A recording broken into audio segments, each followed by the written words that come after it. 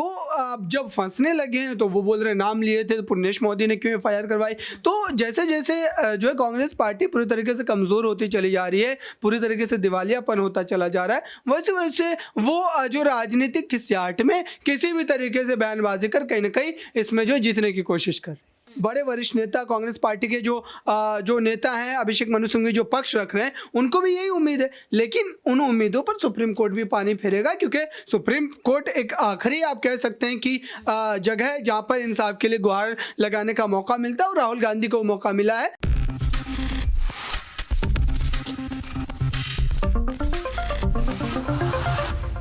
नमस्कार, next 9 news देख रहे हैं आप और मैं हूं आपके साथ प्रज्ञा सिंह। कांग्रेस पार्टी के वरिष्ठ नेता राहुल गांधी की मुश्किलें अब और ज्यादा बढ़ती हुई दिखाई दे रही हैं। दरअसल आपको बता दें कि राहुल गांधी को लेकर इस वक्त ये दावा किया जा रहा है कि मोदी सरनेम मामले में राहुल गांधी जेल जाएंगे या नहीं जाएंगे, लेकिन पॉक्सो एक्ट मामले में राहुल गांधी की गिरफ्तारी साफ तौर पर होने वाली है।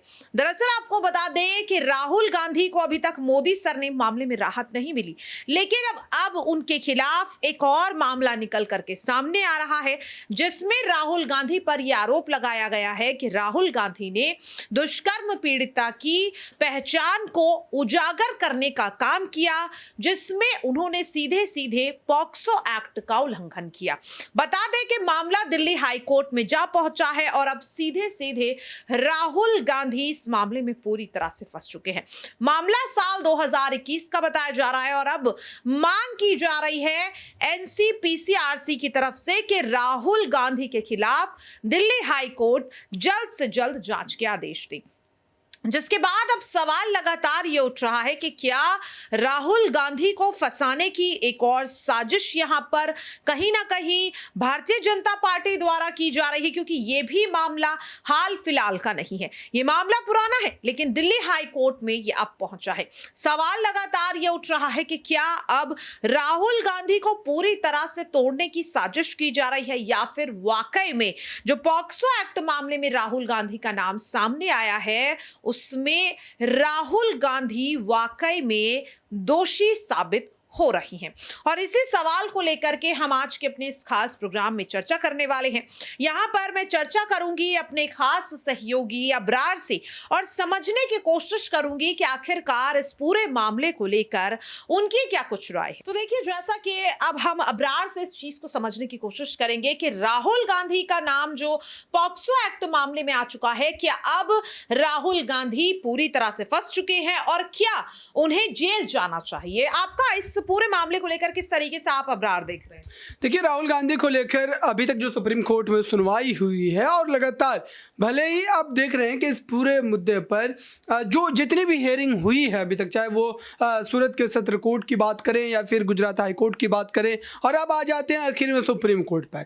सुप्रीम कोर्ट ने अपनी जो है सुनवाई में भले ये बात जरूर कही हो कि गुजरात जो है सरकार को नोटिस जारी किया गया हो, पुर्णेश मोदी को जो है नोटिस जारी किया गया हो, लेकिन इससे ये आप नहीं कह सकते हैं कि ये जो है बिल्कुल राहुल गांधी की जीत हो गई। ये एक प्रोसीजर का हिस्सा है और ऐसे में हो सकता है कि कई लोगों को नोटिस जारी किया जाता है कोर्ट में, लेकिन उसके बाद जो है जीत उसी पक्ष की हो जाती है। तो ये मामला इस ढंग से देखा जाना चाहिए, न कि राहुल गांधी की जीत के रूप में। अब आते हैं, राहुल गांधी की सदस्यता वापस होनी चाहिए और अगर वापस होती है तो बीजेपी को कितना नुकसान होगा। दरअसल राहुल गांधी इस समय जो है जिस ढंग से जो है संसद में अपने बयानों को उठाने के बाद उनके ऊपर कार्रवाई की गई, क्योंकि अगर आप अनाप शनाप जो है बयानबाजी कीजिएगा संसद में तो जाहिर सी बात है कि कार्रवाई की जाएगी। और कार्रवाई कोई अगर इसको राजनीतिक एंगल देने की कोशिश कर रहा है, राजनीतिक विरोधाभास इसको समझ रहा है, तो ये बिल्कुल बेवकूफ़ी है। क्योंकि राहुल गांधी ने जो प्रधानमंत्री नरेंद्र मोदी के लिए जो है अपशब्दों का इस्तेमाल किया था कर्नाटक के उस रैली में, तो जाहिर सी बात है कि इसके लिए इसी ढंग की सज़ा जो है वो होनी चाहिए थी। लेकिन अब जो है कांग्रेस के कई लीडर ये कह रहे हैं कि ऐसे कई जो है भाजपा के भी लीडरों ने बयानबाजी की है। तो भाजपा के अगर लीडरों ने बयानबाजी की है तो जाहिर सी बात है कि आपके पास कोर्ट है, आपके पास कचहरी, वहाँ जाकर के आप उस पर मामले पर जो है कहीं ना कहीं संज्ञान दिलवाइए और उस पर FIR करवाइए, उस पर भी कार्रवाई होगी। तो अब कुल मिलाकर कांग्रेस पार्टी को ये समझना होगा कि राहुल गांधी को अब मात्र जो है सर्वश्रेष्ठ दिखाने के लिए किसी भी या किसी के भी व्यक्तित्व को आप नीचा नहीं दिखा सकते। प्रधानमंत्री नरेंद्र मोदी लेकिन यहाँ पर अबरार आप ये देखिए कि आप कह रहे हैं कि राहुल गांधी संसद में कुछ भी अनाप शनाप नहीं बोल सकते, लेकिन राहुल गांधी को जब कमजोर मानसिक स्थिति का कहा जाता है, दिवालिया कहा जाता है, उन्हें पप्पू कहा जाता है, क्या तब यहाँ पर उनके लिए उनके मान का हनन यहाँ पर नहीं हो रहा है? तो आप ये कैसे कह सकते हैं कि राहुल गांधी अनाप शनाप बोल रहे हैं इसलिए उनके खिलाफ कार्रवाई होनी चाहिए, लेकिन भारतीय जनता पार्टी के मंत्री भी तो खामोश नहीं है, उनके खिलाफ आखिरकार क्यों एक्शन नहीं लिया जा रहा है? देखिए, पप्पू कहने की बात हो या फिर और जो शब्दों का इस्तेमाल किया जाता है राजनीतिक रूप से जो है विरोध करने के लिए, तंज कसने के लिए, तो संसद के भीतर जिन शब्दों का इस्तेमाल किया जा रहा है उस पर आप जवाब मांग सकते हैं। लेकिन अगर संसद के बाहर सोशल मीडिया पर अगर कोई बयानबाजी कर रहा है या अलग अलग ढंग से अपने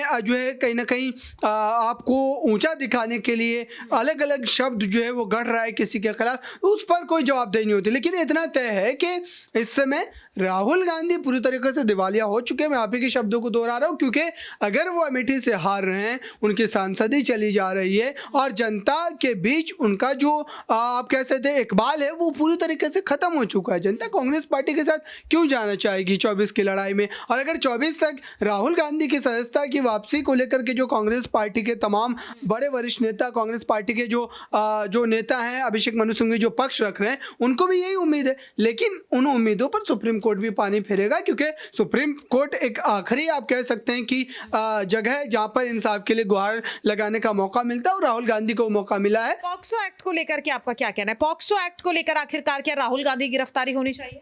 देखिए, बिल्कुल जो है होनी चाहिए, लेकिन ये कि लेकिन ब्रजभूषण की तो नहीं हुई ना अभी तक, क्यों नहीं हुई?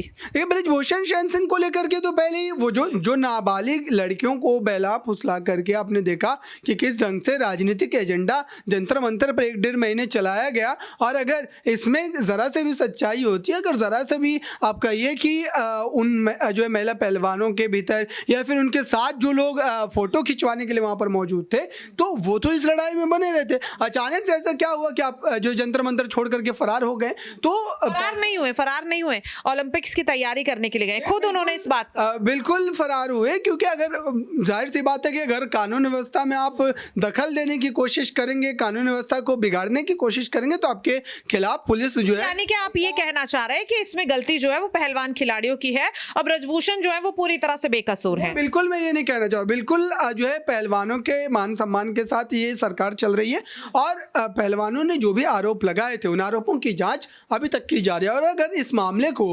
संवेदनशील अगर प्रधानमंत्री नहीं समझते, अगर बीजेपी के नेता नहीं समझते, तो फिर जो है अनुराग ठाकुर क्यों मिलने जाते? अनुराग ठाकुर एक एक करके तमाम खिलाड़ियों से अलग अलग क्यों मिलते? सभी को जो है एक मंच पर लाने की कोशिश। पहलवान खिलाड़ी तो कह रही है कि उन्हें धमकाने की कोशिश की जा रही है, बयान बदलने के लिए उन्हें प्रेशराइज किया जा रहा है। यहाँ पर सीधे सीधे एक्स सचिव जो है WFI के विनोद तोमर, उन पर आरोप लग रहे हैं, ब्रजभूषण पे लग रहे हैं। ऐसे में आखिरकार उनका समर्थन कैसे कर सकते हैं आप? ये दबाव तो उन खिलाड़ियों से पूछा जाना चाहिए कि बयान बदलवाने के लिए नहीं, बल्कि ये कहने के लिए उन पर कौन दबाव डाल रहा है, कौन ऐसी विपक्षी पार्टी। चलिए यहाँ पर राहुल गांधी की बात कर लेते हैं। पुण्येश मोदी ने आखिरकार क्यों FIR करवाई है? उन्हें लेकर के तो कुछ कहा ही नहीं था राहुल गांधी ने। उन्होंने PM मोदी को लेकर के कहा था, यहाँ पर अडानी को लेकर के कहा, यहाँ पर ललित मोदी को लेकर कहा था, नीरव मोदी को लेकर के कहा था। पुण्येश मोदी आखिरकार कौन होते हैं उनके खिलाफ FIR कराने वाले? और ये मेरा कहना नहीं है, ये सुप्रीम कोर्ट के जज का कहना है। BR गवई ने इस मामले में जब सुनवाई की और इसी दलील को रखते हुए उन्हें नोटिस भेजा गया,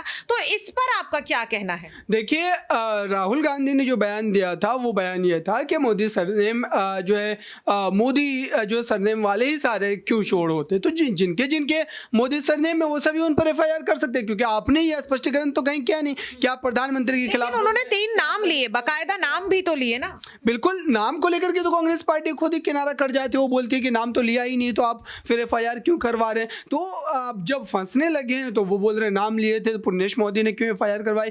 तो जैसे जैसे जो है कांग्रेस पार्टी पूरी तरीके से कमज़ोर होती चली जा रही है, पूरी तरीके से दिवालियापन होता चला जा रहा है, वैसे वैसे वो जो राजनीतिक खिसियाट में किसी भी तरीके से बयानबाजी कर कहीं ना कहीं इसमें जो है जीतने की कोशिश कर। वाकई में देखिए यहाँ पर जिस तरीके से कहीं ना कहीं अबरार का भी साफ तौर पे कहना रहा कि सुप्रीम कोर्ट से भी राहुल गांधी को झटका ही लगने वाला है। अब सुप्रीम कोर्ट से आखिरकार क्या कुछ फैसला राहुल गांधी को लेकर के आता है, ये देखना काफी ज्यादा दिलचस्प होगा। लेकिन दर्शकों, सवाल हमारा आपसे इस चीज को लेकर रहेगा कि क्या पॉक्सो एक्ट मामले में राहुल गांधी अगर दोषी पाए जाते हैं तो क्या उनकी गिरफ्तारी होनी चाहिए? अपनी राय कमेंट बॉक्स में जरूर शेयर करें। आज के लिए इस खास रिपोर्ट में इतना ही। बाकी ऐसी ही तमाम अपडेट्स के लिए आप देखते रहिए नेक्स्ट 9 न्यूज।